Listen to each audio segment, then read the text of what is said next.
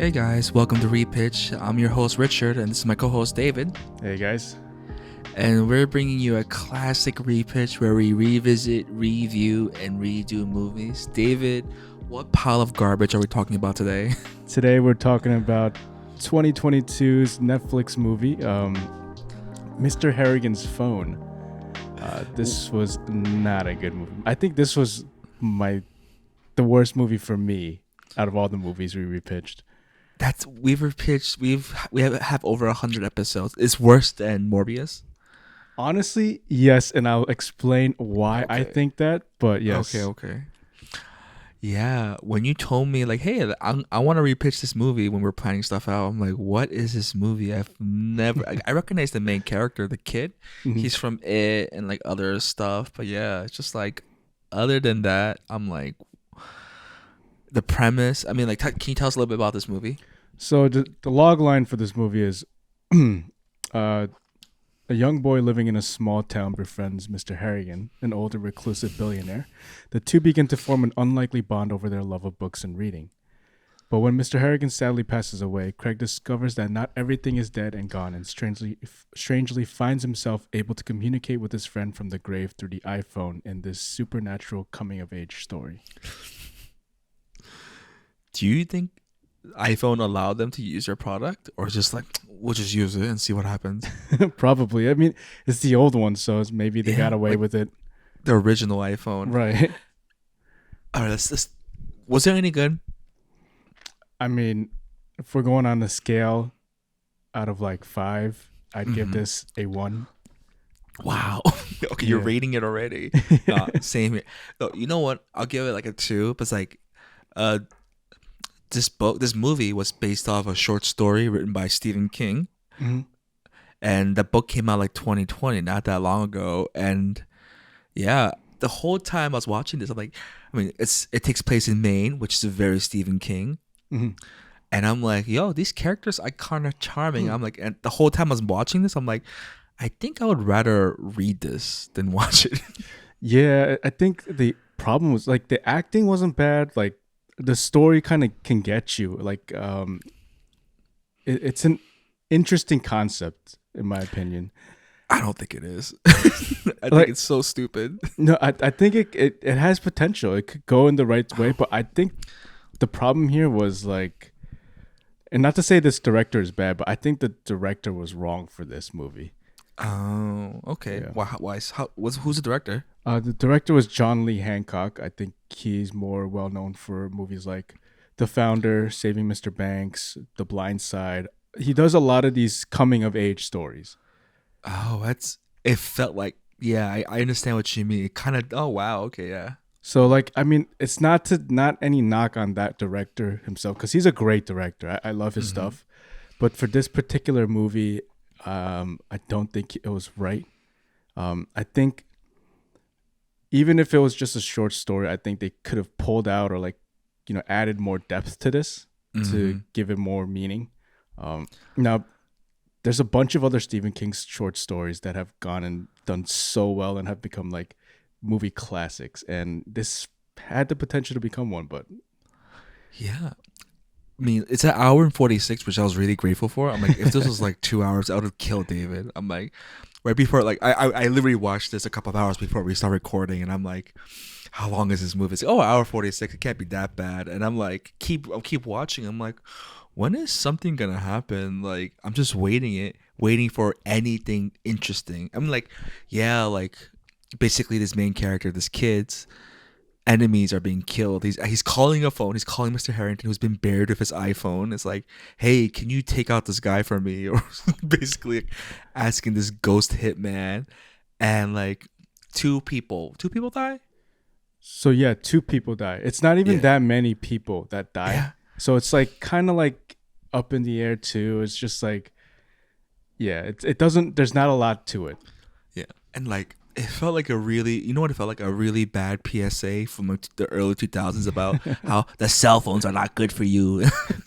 I mean, it's interesting you bring that up, because I think one of the back stories to this is the coming of age for the age of information, and how dangerous it is, how people are plugged into the phone and things like that. And Yeah. but it was done in such a way. It just like it felt. It wasn't done well. You know what I mean? It felt kind of preachy. Like if this premise and movie came out like 10 years ago, I think it would have been done well. Mm. I think it'd be fun. And like was I think because you told me it was Stephen King, it's based off a Stephen King book. I was expecting like something crazy, something weird, like an it clown coming out, or like a Right. turtle, or like a giant spider, and I'm just like, wait, the biggest scariest thing is the guy is the ringtone basically. It's just Yeah, it's definitely when you think of Stephen King, this is definitely one of the more tame things for Stephen King. I mean, some of the other short stories that ended up becoming great movies, just to name a few, are The Mist, yeah. Stand By Me. That's a short story. That's a short Stephen King short story, Mhm. and The Shawshank Redemption. Oh my goodness. But that's So you see where this movie stands with short stories that have turned into Yeah. movies, and it just doesn't touch it. And again, No, I honestly think it's just they could have pulled out a lot more. They could have formed this world a little bit better. I think they literally just tried to translate the short story into this movie, and it was too flat. is extremely flat, and I'm like, so like there are a couple things about this. I'm like, yeah, this is weird. Like, what father? He's a single father. His wife died mysteriously. You don't know how she died. Like, is okay with his young son going to this old man's house to read him a book 3 times a day for 5 years and only get paid like $5.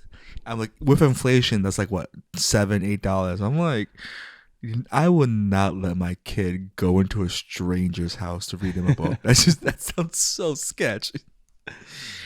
And it's just like, like the whole time I was expecting more. Like, oh, he has this secret closet that he wants no one to open. It's just his childhood memories. I'm like, really? I'm like, and Right. like the whole premise, the whole point of this movie is like dealing with grief and the loss of someone. He lost his mother, but never really dealt with it.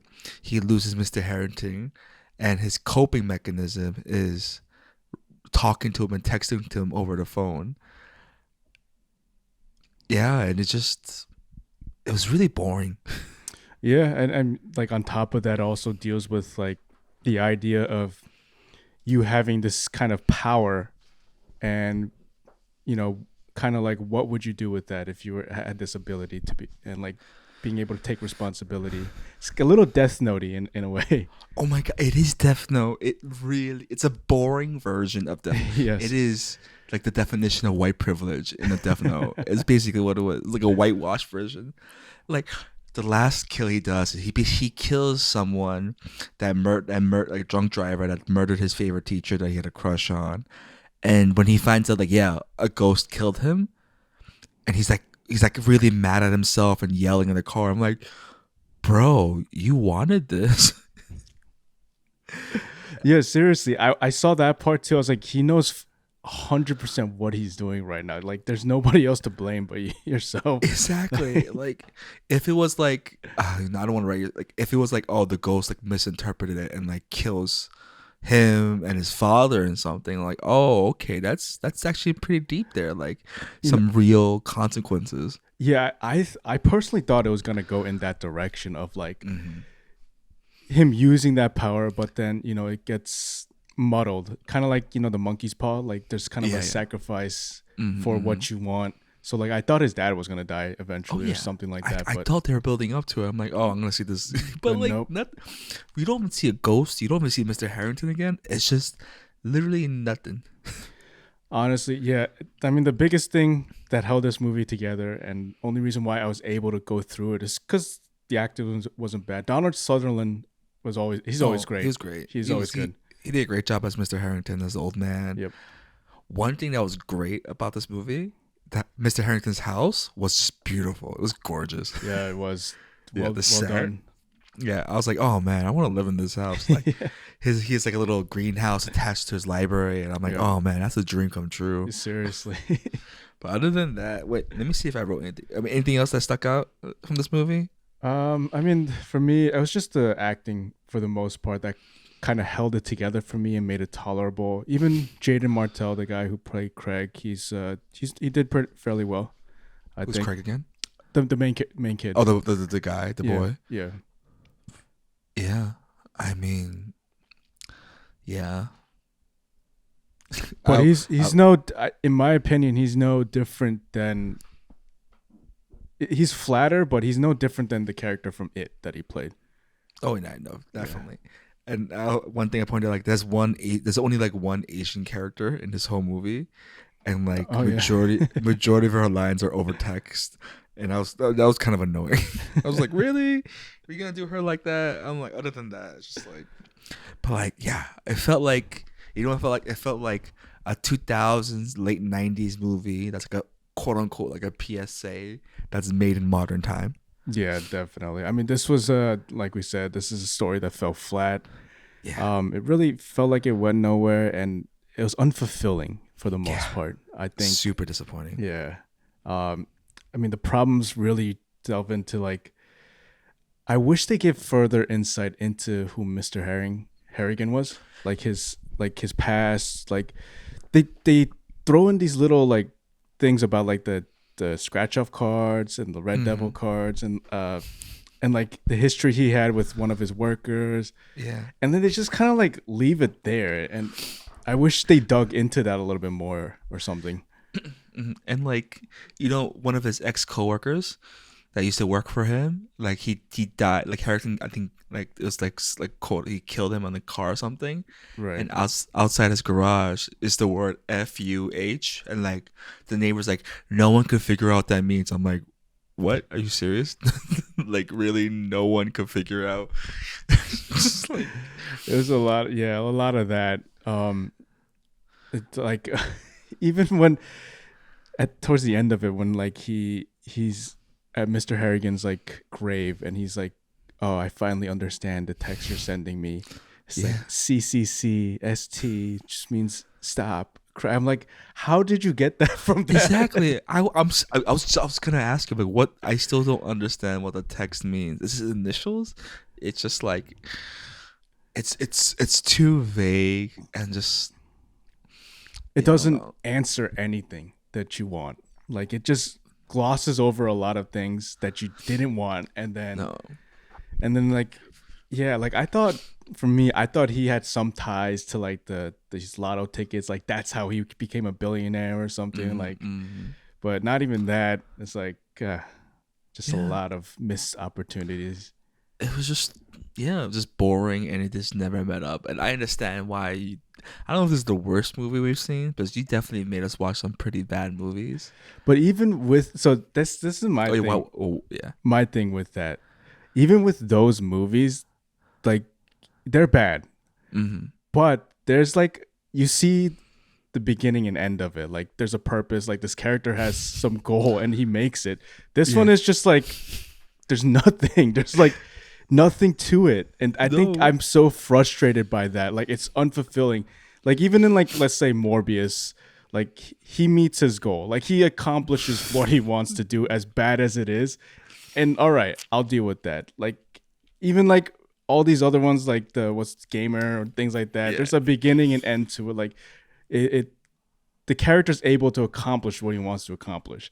Now, if Yeah. the only thing this movie wanted to do was show that this character grew, then fine. But even that Mhm. is like it's very minimal. He didn't do much growing, in my opinion. Yeah. No, you're right. It ends with him throwing the cell phone that Harrington talks to into like, and he takes his other cell phone and like he's thinking about throwing it, but he doesn't. And like he gonna end the podcast with a quote he says on the phone. It's stupid, but I think it's just perfect for it. Yeah, it's so not anticlimactic. What's worse than it's flat. It's just like It's nothing. It's just yeah, nothing. it's literally. It felt like a pretentious like a movie a middle school kid, like a high school student would make, a college kid. Yeah, yeah, I totally like the kind of like that artsy movie and like Yeah, just, artsy fartsy, like I'm deep, look at me kind of thing. Like I haven't read the book. I'm sure he does a better job with it, But oh, you know what I hated the most? You know, like in a book, there's narration, Mm. and I hate. I mean, in this movie, maybe like a good chunk of it is narration, and it was just so not well done. No, no, No, definitely not. it was kind of jarring, and I'm like, oh man, just I don't. It's just stupid. Yeah, I don't know. I mean, like the kid is good with the role he has, He's but okay. I don't, He's not I don't. amazing. Him as a narrator though was I didn't want that. No. Like I have to see you and listen to you throughout this whole movie. I don't want to keep listening to you explain everything. Yeah. I mean, I know this came out. This was like a Netflix thing. Like, do we know how much budget it had? No, unfortunately, those numbers are not available. I tried to find it. Yeah. I wish there was some way like if it was like public information where like it shows you the streaming numbers, but that was I couldn't find any numbers like that. I can't imagine this movie cost a lot. No, definitely not. Just from seeing it, they had like what, like three different sets or few Yeah. different sets, and then like The five. actors are not that expensive. It's just like, Definitely not. I mean, the only one who probably was money is like Donald Sutherland, and yeah. that And probably went to most of the budget.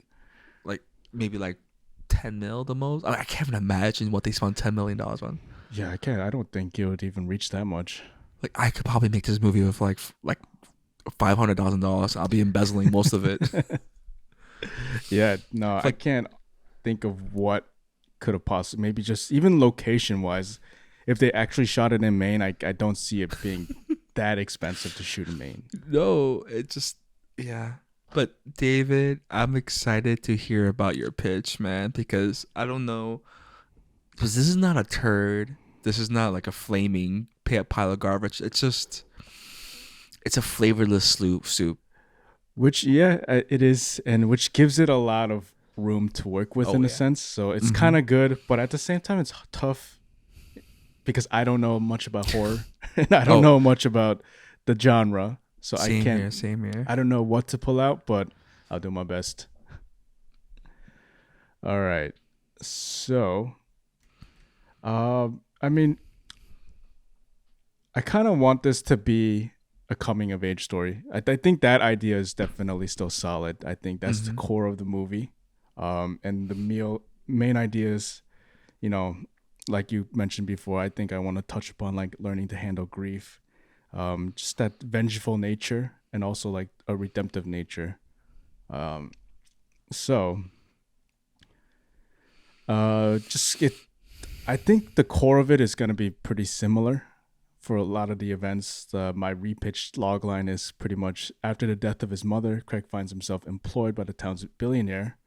But after he passes away, Craig begins to investigate the cause and the weird occurrences around his hometown. Now, for me, I want to add in a little bit more of the supernatural. Have people die a little bit more, make it a little bit more poltergeisty, and deal a little bit more with the occult, and kind of give a lot of what happened in this movie a little bit more reason to go off of, because like other coming of age stories I think of when it comes to Stephen King and horror stories are like It, you know, and with that, there's a whole backstory to the character of It and the town and things like that. So I kind of wanted to touch upon that and bring that in as well. Now, director wise, I was jumping between Mike Flanagan or James Wan. Okay. Mike Flanagan has done, I just had the list up, things like Doctor Sleep, Midnight Mass, a lot of the TV Recent series. stuff. Yeah. Haunting of Hill House and Okay, Bly okay. Manor, things like that. Do you still want this to be a movie? Yeah, I think it'd be better suited as a movie. I think. All right. Yes. So the direction I did want to head into was incorporate his mother a little bit more, kind of give more reason to her. Oh wait, my cast for this, nothing special, but Craig, I was gonna recast him, actor named Alex Hibbert. Mm-hmm. He actually, it's not too many roles, but he's in a TV show called The Chi. Oh, Um, okay. he played young T'Challa in the original Black Panther. Uh, Oh, okay. I remember. and he also played, who was it? Oh, he played a kid in Moonlight when it came out. Mm-hmm. So I kind of wanted like a fresh face for this, kind of somebody young, um, who could handle it. Mr. Harrigan, I want to keep Donald Sutherland because I think he was solid. I think he Mm-hmm. fits well. Now Craig's mom, I was jumping between Charlize Theron or Christina Ricci. Oh, okay. Those are pretty good casting. I think I'm gonna go with Christina Ricci though. Okay, Um, okay. I mean, uh, what roles has she played in? Christine Ricci? I mean, most notably, it's Wednesday from Oh Adam's yeah, Family, yeah. That's what I and remember. Okay. she's also a teacher in the new one, from what I heard. I mean, I heard it's really good. It's on my list that's ever growing that I need to watch. And Craig's dad, I wanted to get Sterling K. Brown to play. Ooh, oh, yeah, he can do that. It's a grieving father. Yep. And then I also wanted to throw in some other characters here, like Craig's teacher, and kind of like Craig's teacher. I wanted to throw in Bruce Campbell, Okay, interesting. and Bring some also levity. Bring some. yeah, Okay. him, and also somebody to kind of bring in like the local expert of like the occult and like supernatural things, Bill Murray. Bill Murray. Wow, it's definitely feels you definitely had a lot of flavor there with the casting alone. Okay. And then I wanted him to also, work in a small group, but that casting, I figured you could bring in any Mm-hmm. new young actor or actress. So a little bit of the backstory. Um, I wanted Mr. Harrigan, his backstory to be revealed a little bit more, like how he got his money, and Mm-hmm. I wanted that to be kind of dark. Like he comes from old money. Like his whole family is a long line of like rich people who have, Mm-hmm. who are able to profit off of evil things like the witch hunt, slave trade, etc., Interesting. things like Of that. course. And Craig's mom, uh, I wanted her to be kind of also be well versed in like the occult lifestyle. She kind of knows about the supernatural life, things like Mm-hmm. that. And also, Craig's mom and her father are estranged. She never mentions who he is or anything about Mm-hmm. that, and even his father doesn't really know much about him. Okay. Okay. So the core of this, I think I want to start it off when Craig is a little bit older. Like I say, like middle school or something. Okay. It starts off right after his mom dies. Mm-hmm. They're at the funeral, and then Mr. Harrigan kind of shows up too. This is where he first meets him, introduces himself, hires him to do the same thing, kind of like help him around, read for him, that kind of stuff. And as years pass, he's learning more and more. He gets closer to this, Mr. Harrigan, and he, begins to find out a little bit more things about him. And he one day when they're in the library, he begins to kind of see that Mr. Harrigan has a lot of more books about like supernatural things, the occult, spirits, that kind of stuff. He asks about it, and that's where Mr. Harrigan begins to explain that like where his riches or where his family lineage is from, what they've done, the things like that, and how he wants to kind of like correct that and change that. And So now, break that, family bondage and stuff like right, that. it's Okay. kind of like that side of the story. Um, but then one day, even though Mr. Harrigan is, fairly healthy for an old guy, he kind of dies abruptly, and this is where it kind of starts to pick up. Now Craig is kind of like he questions it because he knows that Mr. Harrigan wasn't in type of any medical condition. At first he thinks he's murdered and things like that. But eventually Now this is where it gets kind of muddied. Like I'm not 100% sure at the direction, Okay. but I wanted to eventually get to the point where Craig learns that Mr. Harrigan is his grandfather.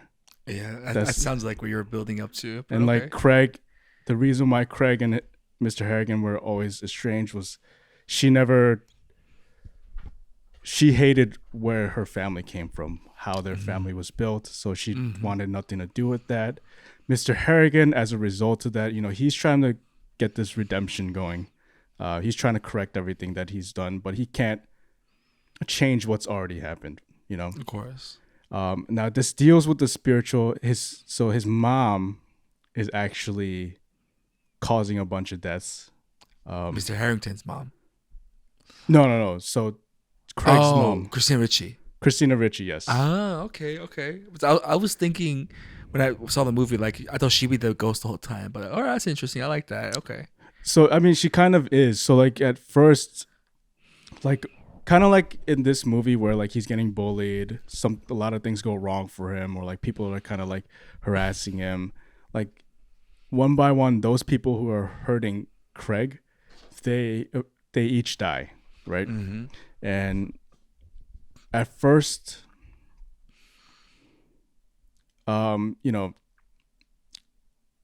Craig sees it as like, just chance. And then eventually he thinks it's like Mr. Harrigan because after he's learned about his past and all that. But that's where by the end of it, you learn it's actually Craig's mom who's, trying to protect him, but also has this vengeful nature to herself, which is why she is actually the one that kind of like kills Mr. Harrigan because she never wanted him to get close to her son. What a twist. Okay, I like that. All right. And so like with that, like that's kind of like the nature that she has. She's like this vengeful, spiteful spirit that isn't put to rest. And now the ending is he eventually figures out a way to kind of calm the spirits down and bring them to peace and all that. Okay. Interesting. Now my only thing is I'm trying to tie in the phone, and what I came to was like kind of like I don't know if you saw like the Black Phone, this Ethan Hawke movie recently. No, that recently came out. It touches on the kind of a very similar like story. So in the Black Phone, this kid gets kidnapped by like a local kidnapper, and but the kidnappers usually do. But and the kidnapper also he like kills all these kids. What do you watch? I'm sorry. He's killing all these kids, but so the kid that's who's most recently kidnapped, there's a phone that's like hooked up next to like where he's being kept, but he's the only one who can hear it ring, and every time he answers it, he hears like the kids who have been killed. Like they're like trying to like contact him and tell him or like help him and like warn him. So like it's kind of like that when I first saw this movie. Oh, that's so much. That sounds like a so much more interesting movie. It was that also kind of fell flat too. Scary movies are kind of hard in my opinion. How do you end a scary movie well? Yeah. Okay. So I mean, for this one, like, so I was thinking like, in the process of like, what's his name, Craig and Mr. Harrigan, like kind of getting to know each other. Craig's in the library. He eventually finds like an old phone that Mr. Harrigan has, but it only has one number, one name, which happens to be his mom. But he doesn't realize. Yeah. So I don't know. That's like that connection I try to hold, but I know that's very, very like thin.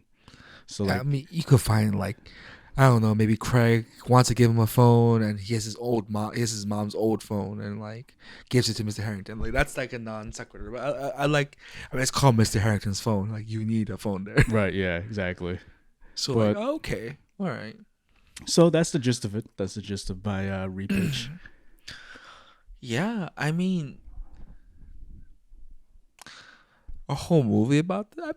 I mean, just because of cast, I'm gonna give it a green light. I like it. Nice. It sounds a lot better. it's just like I don't know if this could be a movie. I was thinking, but like it's a book. You know how Wes Anderson had that Netflix series? That's a couple like random TV shows. Oh, like shorts. Yeah, shorts. Yeah. Yeah, I thought like maybe making shorts with all the other books in this series. I mean that's an interesting because like my like original idea and critique of the actual movie was like, oh, this could have been like a 30-minute short film. 100%. I think it would have been a solid 30, 45 minutes. Yeah, like it could have easily been that, and still it would have done great, I think. Oh yeah, like kind of almost about Black Mirror-esque kind of thing. Right. Yeah. I mean, yeah, that could work. I mean, it definitely is better suited for that. Oh yeah, but the pitch that you gave, I would much rather watch that movie. I like the twist of the mom. That's a good one. Thank you. Any idea how he's gonna calm the mom down, or that's just like we'll figure it out later? I think we'll figure. I don't know. Bring in Bill Murray, Bruce Campbell. I don't know. Like one of those two guys will say something to him, teach him something. Right. That sounds interesting. All right, no, that sounds good, David. I like it. Thank you. I mean, this is our first repitch of 2023, and yeah, you gave us green light. All right, way to start off the new year. Yeah, thank you for finding a stinker of a movie, David. Yeah, that's what we're here for. Jeez, I don't think I know anyone that's watched or talked about this movie. No, I don't. It's not a. I don't think anybody saw this. I mean, to be honest though, when I first came across it, it was on Netflix top 10 for like the week. So like people were watching it. It was. I don't believe the top 10. It was in that. I feel like a certain part of it's like, oh, we gotta push this. Let's just put it out there for like a couple of days, and no one's gonna believe it. But yeah, it looks, yeah.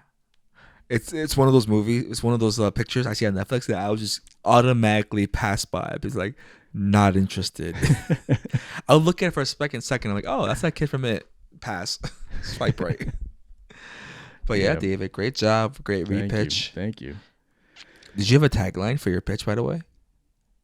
Not really. It wasn't when the phone is ringing. Who comes knocking? That's good. Oh, no, like when the phone is ringing last Wednesday. I don't know. Trying to make it clever, but all right.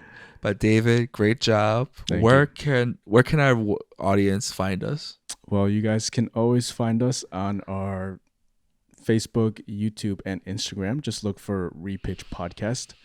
And also, if you guys like my repitch, if you guys don't like it, you guys have suggestions for things we should repitch, shoot us an email at repitchpodcast@gmail.com. And as always, just a big shout out to our friend Joe Yoo for helping us with the sound editing, cleaning up our voices, and, giving us the intro and outro music. Yeah, and we upload an episode twice a week. And a couple of days ago, I finally watched Black Panther 2, and it's also a movie dealing with grief, but a much better movie. If you guys haven't listened to that, go ahead and do that. I'm gonna wrap up this episode with a quote from this movie. In the 21st century, I think our phones are how we are wedded to the world. If so, it's probably a bad marriage. Oh. There are many things I'm not sure of anymore. Reality itself, for a start. There's more. I do know one thing, however. As solid as New England rock, when I die, when it's my time to go, I want to go buried with empty pockets. It's like they just took exactly what Stephen King wrote and just like exactly. It's one of those things like, I mean, we should have an episode about like books into movies and how sometimes like if I read that in a book, I'm like, oh wow, that's pretty good. But like hearing someone say that, I'm like, no one talks like this. Oh man. Well, thank you for the quote. Yeah. I mean, hope you guys enjoyed that. And hopefully we don't phone it in next time. All right, we'll see you guys later. Peace.